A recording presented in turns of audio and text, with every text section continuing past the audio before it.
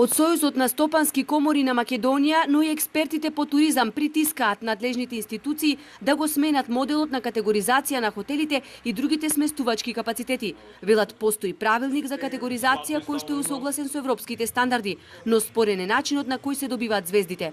Во моментов не се разговара за промена на самиот модел на категоризација од аспект на пропозициите што се предвидени во правилникот за категоризација, туку за начинот на кој што тоа сега се прави.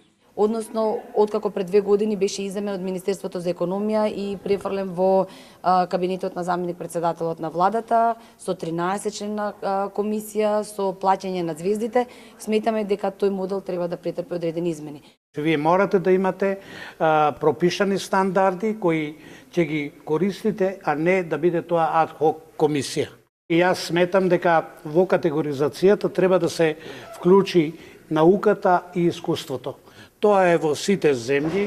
Што се однесува на тоа кој хотел колку звезди има и дали се преценети или реални, треба да одговорат лицата што се вклучени во категоризацијата и тоа повторно треба да биде предмет на анализа. Децидни се од Стопанската комора. Имајќи во предвид дека ние сега веќе имаме хотели со називи и имиња кои што воопшто не одговараат на постоечките регистри за категоризација. Што сакаме да кажеме со тоа? Ние сега во моментов имаме регистрација на регистри на хотели, регистри на мотели, но во моментов ни се јавуваат разни други форми на хотели кои што не подлежат на оваа категоризација. Категоризацијата на сместувачките капацитети, која е клучна за развој на туризмот, подразбира функционалност и има промотивен карактер, што од своја страна пак ја подобрува бизнис климата, велат туризмолозите.